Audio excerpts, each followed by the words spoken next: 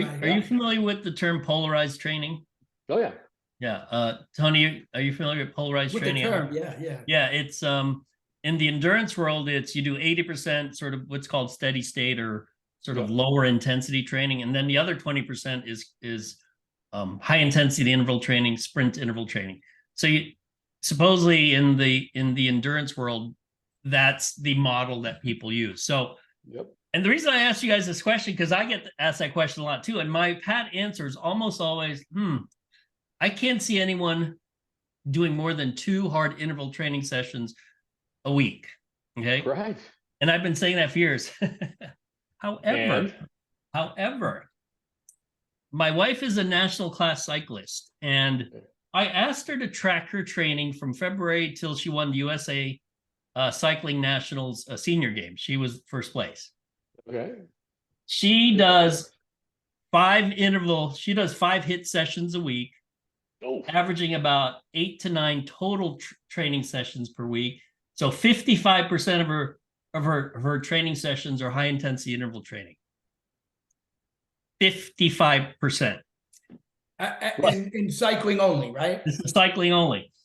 I'm like, and actually my kids say the same thing. They're like, how do you recover? And I still ask her that. I don't know how you recover. She's like, I just recover. I mean, she sleeps well, right? She takes every supplement I tell her to take. She eats well. Her protein intake is like 3 grams per kilo.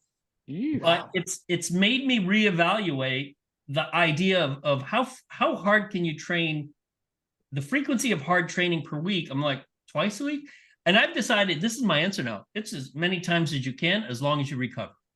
And here's the thing, right? And if she was losing, I'd be like, okay, maybe we should dial it back. But she's winning, so I no longer give the 1 to 2 times per week anymore, because I'm staring at the data. I mean, I actually compiled it myself. I'm like, you're doing 5 HIIT training sessions a week. I mean, what distance does Carla cycle, Joey? I'm sorry? What distances does she cycle? Oh, she most of her races are time trials. So she does 5K and 10K time trials. She was the USA cycling champion for the 5K and 10K time trial. Okay. She does other things, like in the cycling world, you have gravel races and then you have road races. There's all sorts of different types of races. The one thing she doesn't like to do are mountain bike races. It's way too technical for her. But she sends me all her training every day. I'm like, so you did another HIIT training session? She's like, well, I guess you could call it that. I mean, every day I'm like, wow, you did another HIIT session. What the hell? I mean, if I did this on a paddleboard, I would be dead. I would be dead. And here's the thing. I'm like, I told her, if you were on the juice, you'd be like Superwoman. Yes. Put her in the tour. How long are those sessions? Is she doing the typical Tabata stuff, like 4 to 6 minutes? Oh no, much longer. This is so what percentage heart rate is she at? Oh, I don't have the heart rate data, but it's like between 80 to 95% of max heart rate. And she's averaging 167 miles a week, peaking as close as high as 300 miles a week. She'll taper a week before the race, but the thing is, since I live with her, I know the volume she's doing. Yeah. So this goes completely against the polarized bullshit 80-20 ratio and all that. And I'm thinking, basically, her coach, she works with someone online, has her train as hard as possible, dials it back a little, trains hard as possible, dials it back a little. And it's sort of a weekly up, down, up, down, up, down. There's not even periodization. So this is when you work with a real person, you're like, okay, that's the rules. That's not what the rules say in the textbook. And here's the other thing where the rules don't make any sense. Oh, carbohydrate intake for endurance athletes, get 8 to 10 grams per kilo. Right, I don't know a single human being that does 8 to 10 grams per kilo. There's no way. It's like 4,000 calories a day in carbs alone. Right. In fact, you would say her carb intake's kind of low for an endurance person. She gets like 3 grams per kilo. I'm like, that's what I get, 3 grams per kilo. So I have 2 things to say about that. When you said, train as hard as you can and then recover, I think that the answers that Tony and I gave you were based on that, right, Tony? Yeah. You feel like that's about right, because it's so damn hard. But here's my question to you. isn't that all the same though? Aren't we training athletes individually to see how that goes? Like I think Chris Beardsley put something out the other day and talked about hypertrophy being, based within weeks, but at the same time, those with more muscle damage don't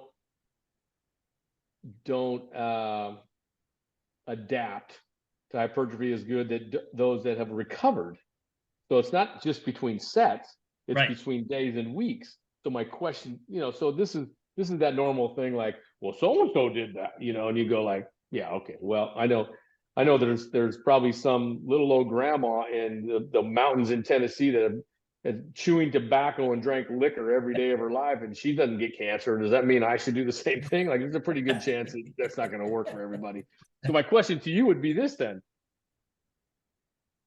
If somebody came to you and asked for a HIIT program that were cyclists, and let's say they're intermediate cyclists, right? Yeah. Would you give them your wife's program or start them out with one session and say, let's see how that goes? I would not give them my wife's program.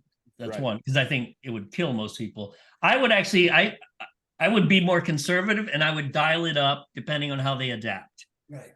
And in fact, I would probably start with your basic 80-20 rule, 80% easy, 20% really hard, and then figure out, God, maybe it could be a 50-50 rule. Right. But I guess it's just interesting that when and we've talked about this, when you look at the literature, obviously it's based on sort of broad generalities. It's like, it seems to work most of the time. And then you run into an athlete, the Shohei Ohtanis of the world, people who like obviously can do much more HIIT training than quote the literature says. And it's like, okay, well, maybe that's what separates good people from really good people or great athletes, Yeah, that's a great point. But in her case, in Carla's case, though, Joey, HIIT is also part of her direct conditioning. So what I meant earlier is if my fighters are going 4 or 5 HIIT sessions with grappling, mitt work, bag work, and then sparring, I can't add 2, 3, or 4 sessions on top of that, right? Of additional. They're already doing it. It's almost comparable to what Carla does in that she's got 4 or 5 HIIT sessions on that bike a week. Yeah. These guys got 4 or 5 HIIT sessions in their skill training all week. So I just can't add to that too much, because then I think I would be like, if we took a wide receiver and put them on Carla's cycling program. Yeah. I don't think they're getting off the line of scrimmage very well. No. Well, let me ask you this, Tony. But if you wouldn't subject your wrestlers to HIIT grappling, right? What you're talking about, would there be an instance where you'd say that would be too hard, but I could put them on the bike? Oh yeah, I do think so. Yes, and I think that would be in many cases. The answer to that would be yes, and I would look for a discipline in my case another modality, if you will, that isn't as weight bearing and joint taxing, because that's part of the problem too. It's not just skeletal muscle or cardiorespiratory recovery. It's the pounding that the joints are taking. So now if I've got them 5 days in a week, kicking things, breaking things, have their wrist, getting all banged up and striking, and now I'm putting them and running hills on top of that, and that's just more joint wear and tear. So I think, Bob, to your point, yes, I'd probably put them in the pool, and none of them can swim well, so that's going to be HIIT. Perfect. That's why get one lap in, let's recover for 30 seconds and go get another lap, and at least we take some joint pressure off too. There's a great antidote for me. So I had my soccer team at UCLA. It was arguably over those 10 years, we had more UCLA kids on the national team, Olympic team, and World Cup team than any school anywhere. But we went into Poly Pavilion. It was, I can't remember, it was rain or somebody. Went in Poly Pavilion, put them on the floor, took the bleachers were already out, right? They're already back. So it's the giant gym, right? Where you can get the other courts on the side of the court. And these guys, they played basketball. They ran all over the place and they were exhausted. Now the score was only like 4-2, but they couldn't shoot worth a crap. Man, they went all over the place, and that was the thing. Like, they were having so much fun and laughing the whole time too. That's a great point. Just as breaking it up with something they enjoy. Really good point on that, though. That's one thing to get away from the whole idea of, well, we're doing this stuff. But so I'm thinking about, it's still stress though, right? I mean, even though you're not banging and grappling, then I got to think like, well, if you guys can do that, maybe that's almost, of course, we're talking about, we're making up stories here, but how much more would they get fitter if you could say you could do, it's one of those things, just because you can do it doesn't mean you should do it, right? Yeah. So I just that's a great well, here's another thing, right? When I first started training basketball teams back in the early 80s, I had UCLA basketball, and I thought I wrote this thing up pretty good. We're gonna go 400s and 300s and 200s and 150 yards. Well, at the end of one of the workouts, one of the guys goes, "It's a good workout, but I just didn't get that same feeling, that burnt," is what he told me. Don McClain told me this, #1 scorer in UCLA history still. I didn't get that same burn, when you get going in court and in transition, and when you stop and you got to shoot a free throw. I didn't get that here. I go, God damn. Okay. So I had to change it.